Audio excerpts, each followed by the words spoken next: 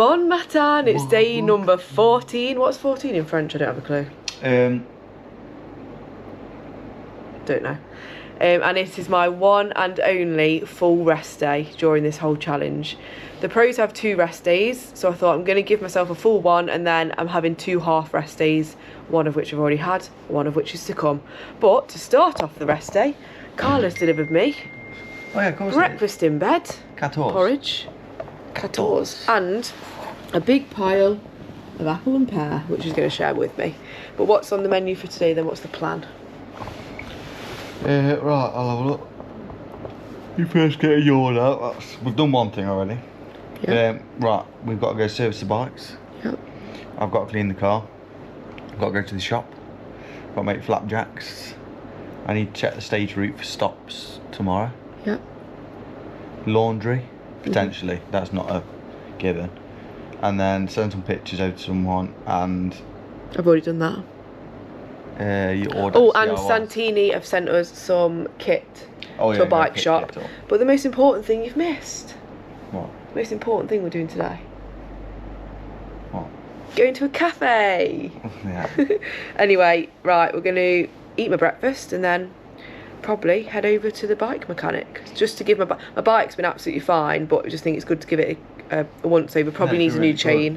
Probably put a new chain on it. My bike's been has done 2,015 miles so far, and more than that because obviously I've done miles on it before this trip. So also we are going to do a little Q&A on this video because some people have sent some questions in, so we're just going to answer 5 to 10 questions about what's been happening so far. Right, I'm in the whip. It feels weird to be in normal clothes, not lycra, and we're currently on the way to a bike mechanic who someone very lovely sorted out for us. What's his name again? Robert? No.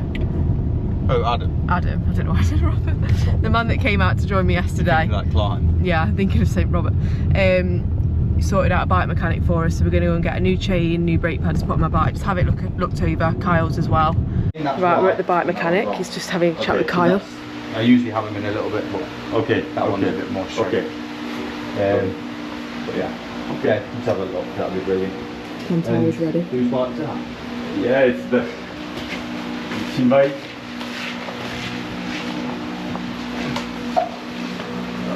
Team bike? Yeah. Oh, wow. Rivera. Yeah. Oh. Nice. Is that yours? No, my friend. Oh wow. Very nice. That's beautiful, isn't it? Really nice, yeah. What size? Small. Yeah, about to say quite. Yeah. Yeah, nice. Smaller than mine. With the big stem. Yeah, really long stem. Yeah. Wow, is that a team one? Yeah. Team. Yeah. Wow. Do you do a lot of pro bikes? Sorry? Do you do a lot of pro bikes? Do you work on pro cyclists' bikes? Me or team? Yeah. Team yeah, bikes, team yeah. bikes. Yeah. Wow, Amazing. Nice. that's so cool. This is on my team bike. Oh, nice. Oh, that's nice. 2000. Yeah. Oh, total energy plan. Yeah. Wow, cool. Nice. Wow. Amazing. Right then, well, we'll come back Perfect, in thank you very much. do air. Thank you. Thank you. As usual, Kyle's navigation's gone wrong. Basically, the bike shop is over that main road, and somehow we've ended up in here. You always give me the blame for navigation. All I've done is clicked an address given to me by someone, clicked it. By Santini John. Yeah, clicked it. Yeah. And it's not gone to the right place. Right. So that's not my fault, is it? Back in the whip then. Don't want him adding more steps to my legs. Hear the insects. I don't like the insects. Right, we've just been material velo. Oh no, sorry, culture velo. I don't know why I said material. My head's not in it. And Santini, aka Santini John, have sent out some packages that I might need for the mountains. So we've got a puffer jacket. Because even though it's going to be absolutely boiling when I get to the top or descending, or if I'm, stopping, faffing around at the top, I might get cold. So we've got a puffer. No name is you'll be faffing. And because I'm going to be leaving at like 4 AM in the morning, some mornings, Kyle, because I want to get up early. I don't know why you're looking at me. Not in the heat. Gloves. Important. Oh, this is something that we should have had from the beginning, that we didn't, which is very silly. Shoe covers. What's this? Is that a base layer? Yeah, or a jersey or something. Biscuit base, I think. It's a buttery biscuit base layer. Yeah, and then we've also got some arm warmers. I don't know what this is. So we'll have a look. Long sleeve jersey that I asked for, yeah. A long sleeve, that's be good for descending in. I did say get a long sleeve, more thicker. Oh, my high vis strap on there, Kyle. What's this plan? Anyway, we're now going to my favourite part of the day that I've been waiting for, the cafe. Right, so we're in a little cafe on the outskirts because we were going to go right into the centre of Toulouse, but then we thought it's going to be a nightmare with parking. We're on the outskirts, so we'll stay in the outskirts. Now we're in this cafe. It's a bit of a Harry Potter theme. A bit. I've never watched Harry Potter, so sorry about that. But the cakes are coming over. Yeah, just bringing them over. Wow. Let's see. Let's see. Let's see. Kyle, love me that, Kyle. Yeah. Merci. And Pom. Merci beaucoup. Merci beaucoup. Bonne dégustation. Merci. Chai latte. Kyle, what's that? What, this? Lion cake and a caramel latte. What's the owl called again in Harry Potter? Hedwig or something? I don't know. There's an owl in Harry Potter, it's got a name, hasn't it? Don't know what that says. Yeah, the owl. Owl in Portal. The owl, Oh in yeah, Harry Potter. what, Harry Potter owl? Hedwig or something. Something like that, yeah. I've never watched, sorry. Yeah, you And have. then You actually watched a couple in the end, yeah? I think I watched half one with you. And then you got bored. Oh, it smells good. Cool glass as well, it's like a little... It's actually called a Luna chai, because I think Luna's something The in Harry cat. Potter. I think. Cat with one claw. That cat. Anyway. Oh yeah. And they've even got a crunchy apple for me. So I'm going to tuck into this and enjoy, and then next stop, supermarket. Oh, no. Not a supermarket. Hypermarket. Thank you. Carl's feeling hyper about it. Lion bars is actually my favourite chocolate as a kid. Really? Genuinely. Is that nice? Can I try the pommy? Now, you know I like a crunchy apple, but in a cake, it's never going to be crunchy, it's always going to be mushy, which is fine, because it's cooked. So let's Maybe it's not crunchy. dig into this bad boy.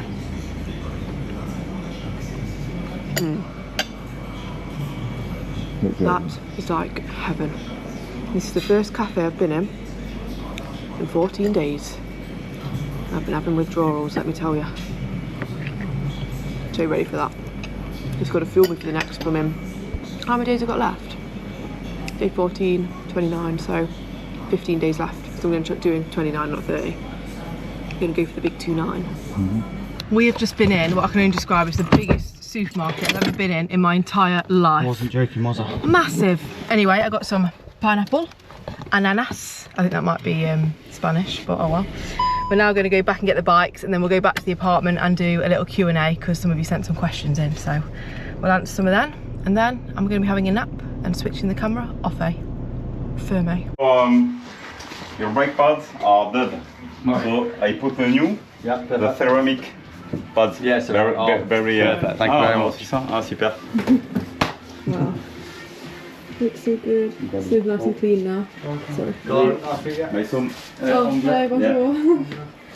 Incredible. That. Oh yeah, and I've got to go down to the mountains. Oh, let's have a look, Kyle. What were they like? So it's normal. Let's have a look. Yeah. Oh, So brake pads. what were mine like? You're Okay. so. Okay. Did you put new I ones put the on? new one, yeah. Perfect. Amazing. Thank you. You review the brake system Yeah. and I do the purge, on the two bikes. Donc new brake pads on the two bikes. And yours, I put off the crankset, and yes, I think the bottom bracket. the bottom bracket is dead. Not dead really, but the left is more Worn. used. Is it bearings? The bearings? Yeah. So I put the grace on the axle. On the two bikes and yours.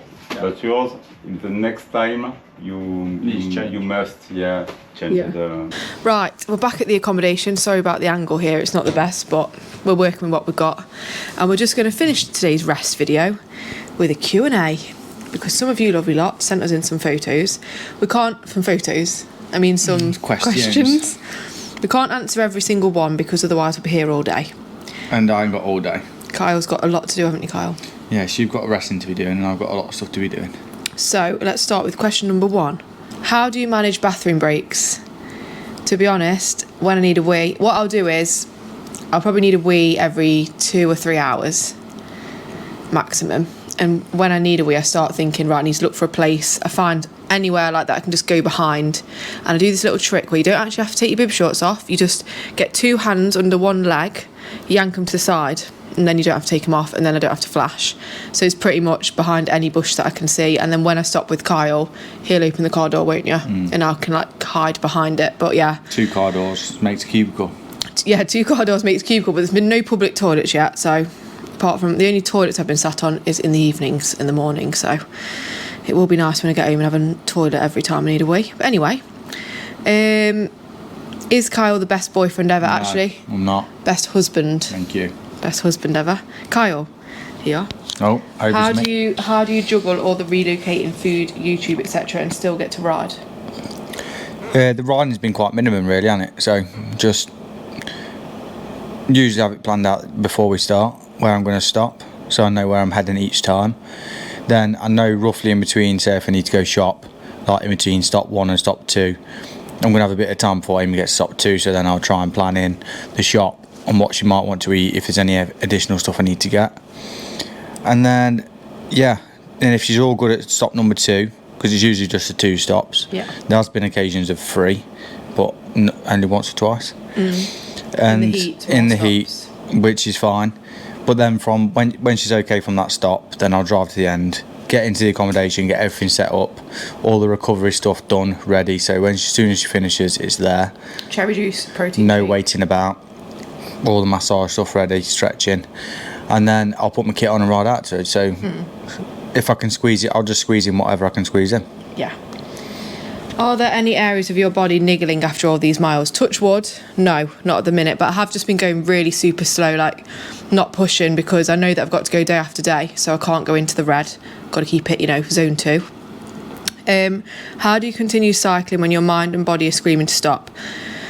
To be fair, there haven't been like loads of moments where I've really, really struggled yet. I think that's going to come in the mountains and the heat. I did struggle yesterday in the heat quite a bit, and at the start in the heat. And there's been a few moments where I've been going up a hill and been struggling. But I think I always just remind myself why I'm doing it, that nothing's going to be as hard as what I've already been through in my head, like when I struggled with my mental health. So that keeps me going. And I always envision getting to Paris and just envision also what I'd feel like if I quit, which I know I'd be really not happy with. So just and keep also, going. You knew before you was doing it that was going to be your area of weakness. Yeah. So you did heat training, didn't you? So even before doing this, you knew the hot days were going to be tough for you. Yeah. So I'm not looking forward to the next few days. You got through it, so that just proves you can. Yeah. Next question. How is the saddle pain? Touch bum.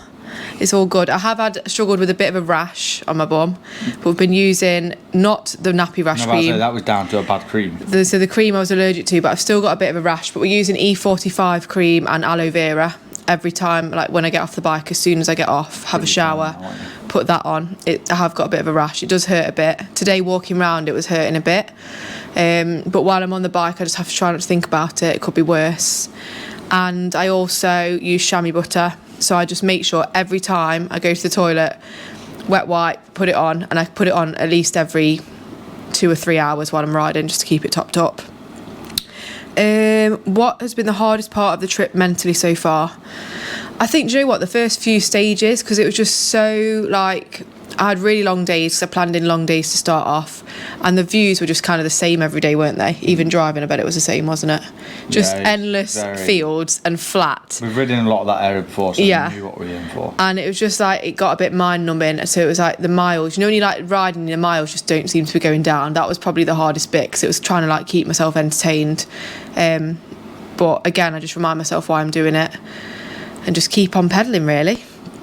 Why are you doing both the stages and the transfers? Because I was inspired by Lachlan Morton, who's done that. He's an ex-pro, and I just wanted more of a challenge than just riding the Tour, because basically I'm a lunatic in a nutshell. Best way to be. How are you finding eating so much for the challenge? Someone else has asked this as well, and someone else has said, how are you managing to keep eating with your eating disorder past? Do negative thoughts come? Kyle, do you want to answer this one? So I think you know. And the short answer to that is not very well. She seems to think that she's eating too much and she's going to get really fat. But the reality of it is, the miles she's doing, the calories that she's burning. And it shouldn't be a case of counting the calories and thinking, oh, I'm eating too much or eating too little. You need to fuel your body. Your body's an engine. If you didn't put fuel in your car, it's just going to come to a standstill. So you're not going to put weight on. Yeah. You physically couldn't eat enough at the minute. Yeah. To eat enough to get rid of your calorie deficit.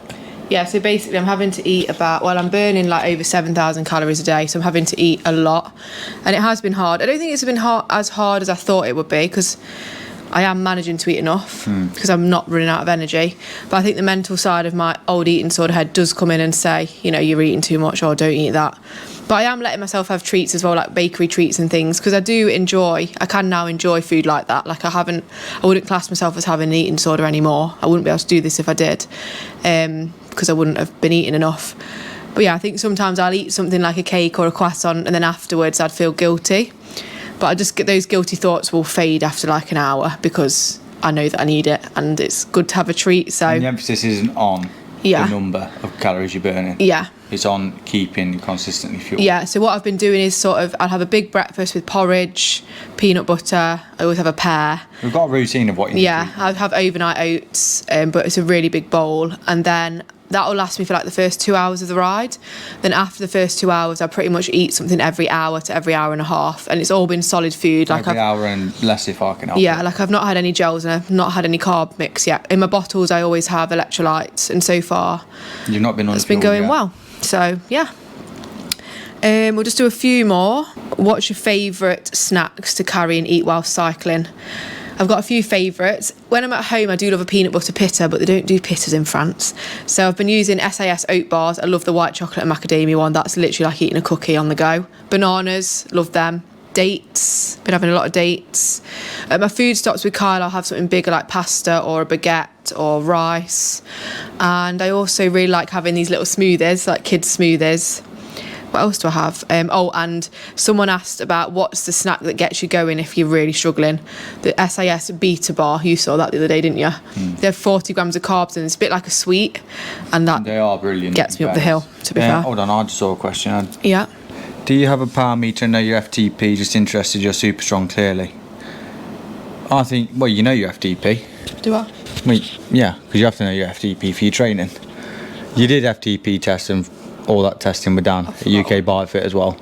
All I know is I have to keep it like around below 150 watts. Which is the point I was just about to make. Because it's The FTP number is only relevant if you know your zones and you know where you need to be sitting below. Because in endurance riding, you're not going to be riding FTP. No. So knowing you, it's helpful. And she's very, very strong. And she has, I'm not going to say the number, but she has got a very good FTP. You can say it. What? I don't mind if you say it. In fact, I can't even remember. I know it's like 200 and something. 200, yeah, it's watts per kilo. It's really, really good. But what I'm saying is, you know where to sit. Yeah, basically. That's the importance. Basically, someone asked if I'm basing it on heart rate or FTP. Well, I'm doing it on FTP, on heart rate or watts. I'm doing it on watts. So I need to like make sure I don't push it, basically. Obviously, when I'm going up a climb, I'm going to be going above 150 watts because for some of the steepness, there's no choice but to. But I'm trying to just keep it every day, not putting effort in. Like getting to the top of a climb and not being out of breath is the aim, really. That's not going to happen on the mountains. I'm definitely going to be out of breath. But so far, I've been trying to do that just to keep it nice and steady and not burn myself out, really. But heart rate, I do have that as well, but I try not to look at it too much. And sometimes when I'm riding, I don't even look at my watts because I'm like, I know if I'm pushing and I know if I'm not. So sometimes it gets in your head a bit if you're looking at it too much. Does Kyle pack up the accommodation and check out once you set off in the morning? Yes, I do all the checking in, the unpacking, the checking out and the packing and organising. Yeah, what do you have to do logistically? Nothing, just ride. Which is what we want. Ride and ride. All I want Amy to do is sit on a bike and turn them pedals. If that's all I can get her to do, that's me doing my job properly. So, yeah, that's what it's all about. She's got a big enough job on focusing on getting herself to Paris, which she will. So, the minimum amount of things she can do for me is the best. And you have got annoyed a couple of times going, oh, let me just do this, let me do that. I keep saying let me cook because I feel bad. But no, it can't be like that. And yes, it's tiring, but it's got to be that way. Yeah. But Have you had to reroute at all off the planned tour stages as a result of road closures? No, so far so good. How are the legs feeling? Surprisingly, my legs actually feel good. Like I'm noticing on the flat and everything, I feel fine, but as soon as I hit a climb, I just feel like I'm going backwards. Like, obviously, my energy levels are low, but my legs do feel good. My knees are fine. Like someone said about the niggles, obviously I said I've not got any. But I think yesterday on the hills, I felt them a little bit, but I've been icing them. I've got the recovery boots when Kyle mentioned about the massage. That's our recovery boots that my very lovely friend has lent me, which are really good. So keeping on top of that and just making sure Kyle's forcing me to stretch as well. And she's still climbing very well. I joined you for 4 of the mountains on the mountain stage. I feel like a slug. I joined 4 mountains on the mountain stage, 36 miles, and she was climbing really well. She could climb better, but in normal circumstances, she hasn't done 2,000 miles. Yeah. So in the circumstances, yeah, she's still going very well. Someone said, are you feeling physically stronger as you go through each stage? No, I'm feeling physically weaker. Why do you ride with a low cadence? That's literally just my natural riding. Like, I've tried to increase my cadence, it just doesn't work for me. Everyone's different. And everyone always comments saying, oh, you need to do high cadence, but I've tried it in my training. That's just how I've always ridden, and I'm just comfy riding like that. So, and also knowing the science behind spinning faster is one thing, but everyone's different. Everyone finds cadence is different. Yeah. Like, you need to do what's comfortable to you. Like, just because they say a fast cadence will be more, what's the word? Beneficial. Yeah. Well, basically, what they say is that a faster cadence uses more cardiac, a slower cadence uses more muscle. Yeah. So obviously, you're wearing your muscles out a little bit more with a slower cadence, but my muscles are going to be worn out anyway by the end of this. So. Yeah, so if you still doing low cadence to get to the end, then you're all right. Right, 2 more questions. What date are you doing Mont Ventoux? That's the 18th of July, which is Kyle's birthday. I turned 25 that day. And what day are you coming through Paris? Well, the aim is to finish late at night on the 25th of July. If all goes wrong, it'll be the 26th, but we're hoping it'll be the 25th of July. Then I'll have a day in Paris on the 26th and hopefully see the pros finish on the 27th. So, yeah. Thank you so much for everyone that's commenting and watching. I'm really sorry. Like, normally on YouTube, I reply to everybody's comments, but I just don't have time to do that at the minute. But I am reading them. It does help me along, so keep doing that and keep donating, please, because it's really motivating and we want to raise as much money as possible for the charity. I can't believe we're on over 32,000, not including gift aid. So that's just unreal to me. And to be honest, just sat here on the rest day, I remember being at home thinking, oh, if I make it to the rest day and I've done okay, I wonder how bad I'll feel. And I don't feel as bad as I thought, but I know that now is where the hard bit starts. So tomorrow I'm riding the full stage with Kyle, because it's a loop that starts into loose and finishes into loose, and Kyle needs to ride, so he's going to do the full stage with me, and then I've got an extra 50 miles. No, it's 109 miles, and then I've got an extra 50 miles afterwards for the transfer, which you'll drive. No drafting. I'm staying in front or to the side of Kyle. I've got this thing about not wanting to draft. I want to do it on my own. And then the next day, I've got the Horticam. Yeah, we should both be going up there, but we'll see. It's forecast thunderstorms. Well, I don't think it'll be as bad as what you think. I just don't want to get struck by lightning. You've got more chance of... Someone actually put something on Instagram the other day about some things you have more chance of. Okay, and I think there's a couple of things I thought that's just mad. Okay. Like, very, very slim. Anyway, do you want to finish off with a joke from your mate? Can I give you a couple? Our mate's been sending us jokes every day. Yeah, I would if I knew where my phone was. What have we done with it? Oh, let me come back to you. We've been getting these jokes every day, so Carl's not read any for a while. It's been a nice little thing that makes me chuckle each day. Yeah. Why did me go back there like an old man then? Oh, I've had another one just now. Go on then. In fact, I'll tell you. Go on then. I'm thinking I should do lunges to stay in shape. That would be a big step forward. Do you want another one? Yeah. He just saw one of our other jokes on YouTube, so he's quite happy. I went into a pet shop and asked for 12 bees. The shopkeeper counted out 13 and handed them over. He said, "You've given me one too many. That one is a freebie." Oh, God. Oh, let's have one more. One more. Last night, I stayed up cycling to see what happens when the sun goes down. Then it dawned on me. Oh, God. Great. Right, we'll leave you on From that. one of our friends, and I'm really enjoying them. Yeah, keep sending them. You'll probably get sent loads of jokes now, Kyle. They're called dad jokes, he said. That was dad joke number 13. Yeah, I've had 13 up until now, so they might feature slowly but surely throughout this this trip. So anyway, so tomorrow is stage 11. Stage 11. It's currently the Etap 10th of July. So tomorrow, 11th of July, we'll be doing the Toulouse stage. Toulouse to Toulouse. Toulouse to Toulouse. And the bikes are here in the room with us, looking lovely. And yeah, I'm ready to have a nap now, eat some more carbs, and try not to stress about the mountains. Service, and they're looking very good. I was very happy about it. Extremely happy. But anyway, thank you so much to everyone watching. We really appreciate it. And we'll see you on the next one. TT to the FN. Goodbye. Goodbye.